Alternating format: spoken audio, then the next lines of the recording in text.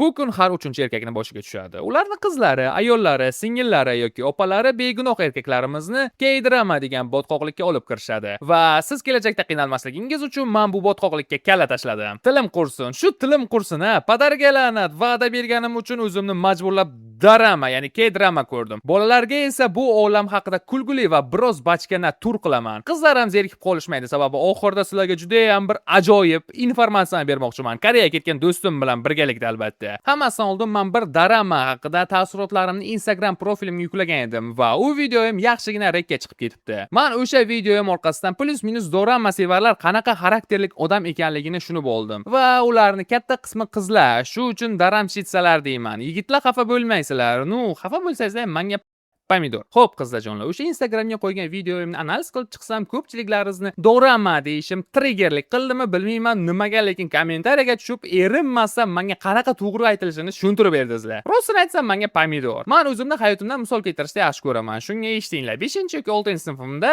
men amakimlarnikiga borar edim va u yerda men sevgan opajonim bo'lardilar. Va men u yerda tekin Wi-Fi bo'lganligi uchun Smisharikining yangi qismlarini ko'rib turardim. Opam telefonda albatta. Keyin o'sha yerda men koreyscha seriallarga ko'zim tushib qoldi va opamdan so'radim. Opam esa bu dorama dedilar. O'shanda menga iz bo'lib qolib ketgan, lekin o'sha vaqtda men o'zimni aqlli ko'rsatishga harakat qildimmi bilmayman, lekin dorama emas, drama deyiladi. Opajon, axir bilmaysizmi, bu janr-ku. Menimcha siz adashyapsiz degan bir aqlli hech kimga kerak emas fikrimni bildirdim. Opam esa o'zlarida yo'q boltlarni menga shunday qo'ydilarda o'zlarining ishlari bilan ketib yordilar. Men bilan ortiqcha sporlashib o'tirmadilar. Undan keyin men rus maktabida o'qiyman va bizning qizlar ruscha drama ko'radilar. Shuning uchun doim kundalik hayotda ular dorama so'zini ishlatishadi. Va bu ham mening miyamga shu dorama, ya'ni koreyscha seriallar dorama deyiladi deb qolib ketgan. Men dorama deyman. Sizlar fikrlaringiz umuman qiziqtirmaydi meni. Umuman olganda men o'z bu videoni olish niyatim yo'q edi, lekin o'zimni majburlagan holda bu ko'zi qisiqlarni yana bir ijodiga burnimni tiqqanligimni inobatga olib va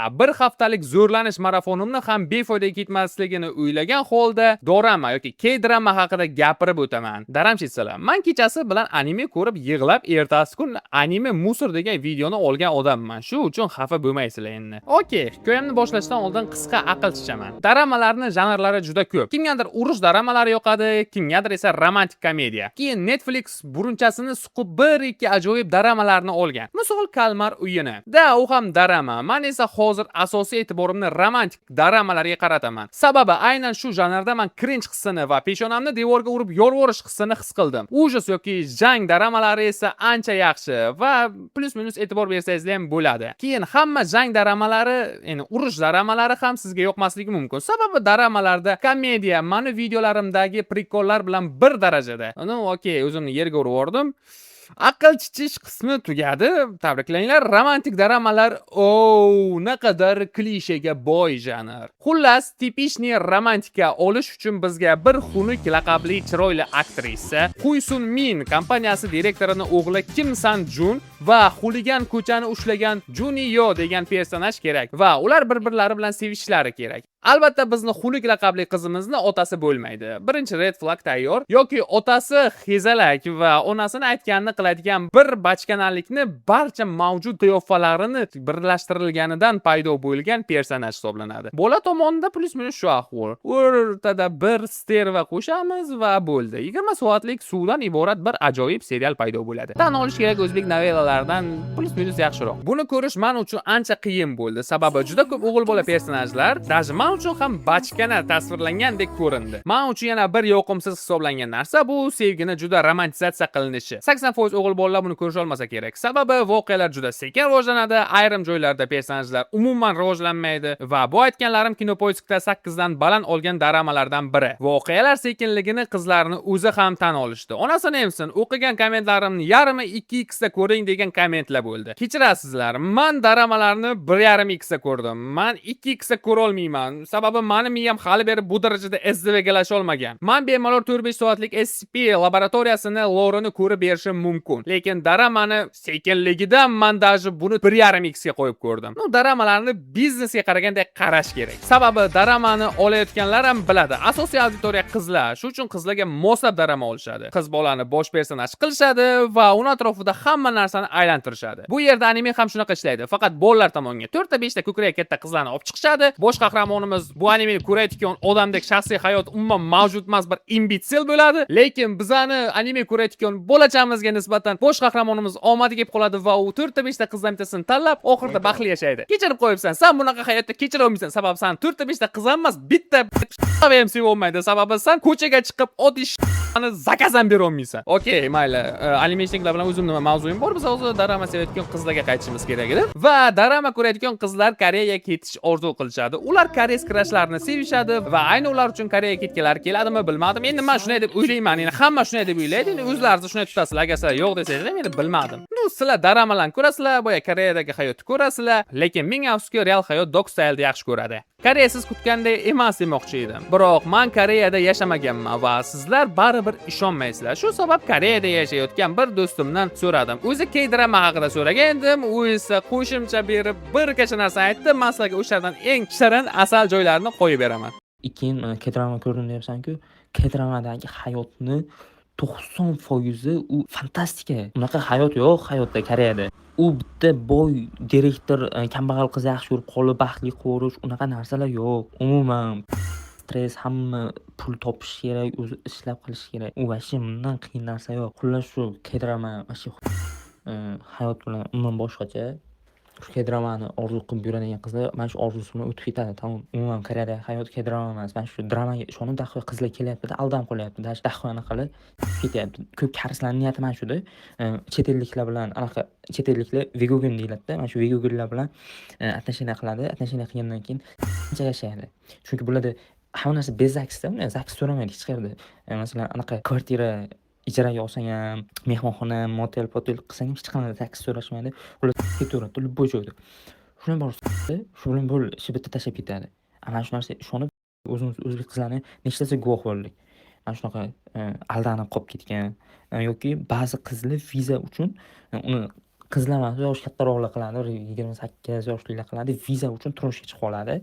Turmushga chiqib 1-2 yildan keyin ajrashib ketadi. Mana shunaqa narsalar. Bu do'stim o'zi blog boshlamoqchi, Koreyani asl basharasini ochib tashlamoqchi, endi o'sha Koreyada yashaydi-ku. Lekin yalqovlik qilibdimi, bilmayman, boshlamayapti. Onasini emsin, men 1 yildan buyon aytayapman, 1 yildan buyon boshla, lekin boshlamaydi. Bilganim, bu videoni ko'rib turgandan keyin boshlab olishim mumkin. Shuning uchun kommentariya va opisaniyada linkini qoldiraman, ijtimoiy tarmoqlarga bemalol o'tib qo'ysangizlar bo'ladi. Keyin Telegramga tashlab qo'yaman, ha aytgancha. Mana shu post Telegramda 500 ta reaksiya yig'sa, любой reaksiya, menga desa clown, menga desa bo'g'jani bo'lsasizlarmi, farqi yo'q, bost tashanglar. Men bu bola bilan Koreya haqida mini podkast olaman. Sababi bu bolani ko'p gaplari onasini emsin, YouTube prosta taqiqlayveradi, shuning uchun qo'yganim yo'q. Undan tashqari o'zim ham Yapon, Xitoy va Koreya haqida yaxshi taassurotga ega emasman. Bunga sabab har xil podkast va videolar. Men o'zim bu davlatlarga qiziqib, o'zimcha izlanishlar olib borganman va shuni tushunib yetganmanki, bu davlatlarda yashash meni qadriyatlarimga to'g'ri kelmaydi. Atak men animeshnikman va menga yaponcha balo batarlar yoqadi. Shu uchun men yoqqa sayohat uchun boraman. Baribir по-любому pul orttirib yoqqa boraman. Sababi menga sakura yoqadi. Mana sakura gullagan vaqt bormoqchiman. Fuji tog'lari vashi chiroyli manzara beradi. Orzularimdan biri bironta yaxshiroq qiz topib, o'sha Fuji tog'ini tagida onasini emsin merimi qilsamda. Bu so'kinishlarim bilan bir yaxshi qiz topishim ham qiyin. Noki o'zimga o'xshayotgan bir og'zi harom qiz bo'lsa ham mayli. O'sha yaxshi qiz bo'lsa, borib o'sha tagida bir merimi qilamiz-da, endi bir romantik bo'laman-da onasini emsin. Bo'ldi, mavzudan uzoqlashib ketib qoldik. Keyin siz agar statistikadagi sonlarga qarab masturbatsiya qilayotgan shaxs bo'lsangiz, aytishingiz mumkin. Ularda zo'rlanishlar ko'rsatkichi past-ku. Statistikada juda ham past, sababi ularni qonunlari ko'pincha koreyslarni himoyalaydi va siz qayerdagi migrantni huquqlari koreys krashini huquqlaridan ustun bo'la olmaydi. Undan tashqari koreys qizlari zo'rlanganliklari haqida ko'p gapirisha olmaydi. Sababi ularning qizlarini sha'ni degan narsasi bor ekan. Xullas, koreys va yapon qizlari shunchaki ularga yomon tamg'a bosilishidan juda ham qo'rqishar ekan. Va yana juda ko'p gap bor. Xullas, men uchun emas bu davlat va men qizlarimizni bu illyuziyadan olib chiqmoqchiman. Koreyada sizni quchoq ochib kutib olishmaydi. Sizni kimsan jun sevib qolmaydi, balkim ikkinchi soatga qaragandek qarashadi. Keyin mana shu koreyslar, yapon, xitoylar tarasida nuri yo'q. Anchalar mana shu avtobusga o'tirsang ham yoniga kelib o'tirishdan irganadi. O'ziga pozolit qilmaydi. O'zing anaqa qo'rasan. Endi o'zingdan bir boshqacha bo'lib ketasan-da, jala shuncha o'zingga qarab normal yuribmanki, nimaga bular bunaqa qilyapti deb o'ylaysan-da. Lekin qo'yganlar shuni tushunmaydi. Masalan, bironta shu kichkina Üstünga borib qolsa o'zimiz qizlar oqadi, jigar tizzasini beraveradida, cho'qinib va u bu debdi. Lekin umuman arzimaydi. Mana shu narsani tushuntirish kerak. Okey, mayli. Doramaga qaytamiz. Sekin razvorot и voh kiramiz. Xullas, men daramalarni yomonlash niyatim yo'q. Da bolalar, agar sizlar men daramani yomonlashimni kutayotgan bo'lsangizlar, unda homilamani chuchvara qilibsizlar. No, короче, tushundingizlar. Bala, naqadar hazil qilaman. O'so'ringlar meni. Darama ko'rishim menga ta'sir qilyapti. Короче, daramani katta qismi romantika, sevgi, o'ldim, kuydim, balo batarlar bor. Men o'zim avvaldan darama ko'rardim. Endi bitta ikkita ko'rib qolganman, ko'rardim demaydim. Biz hammamiz o'likmiz, o'lim o'yini, kalmar o'yini, nima muchammasi bir xil. No, mayli. Bu men ko'rgan daramalarda bosh qahramon o'g'il bola edi va men romantika qismini prям o'tkazib yuborganman. Lekin daramalarni adashmasam 70-80% adashishim mumkin. Men juda ham ko'p darama ko'rmaganman, lekin men analiz qilib chiqqan daramalarning juda katta qismida bosh qahramon qiz bola. Nimaga aynan qiz bola qo'yiladi? Sababi boshqa qizlar, endi o'sha kuzatib turayotgan qizlar o'sha bosh qahramonning o'rniga o'zini qo'yib ko'rish kerak, undagi emotsiyalarni his qilib ko'rish kerak, u bilan o'zini tenglashtirish kerak. Voy, mana buni chiroyli yigit sevib qoldi, meni ham chiroyli yigit sevib qoladi, hey deyish kerak. Xullas, shunaqa muammolarda. Bolalar ham xuddi shunaqa, tam boykani ko'rgandan keyin, "Wow, boykani qara, men ham shunaqa bo'lishim kerak" deb yurardik, eslashdi. Shuning uchun qizlarni ayblashdan bu yoqda muammo yo'q va animeshliklar ham bor bu yoqda. Onasi voy, bo'ldi. Tushish kerak emas. Animeshliklarni yig'ishtirib turamiz. Bu videoda anime haqida gapirmaymiz. Sizlarni ham ezordim, shuning uchun mana sizlarga random mem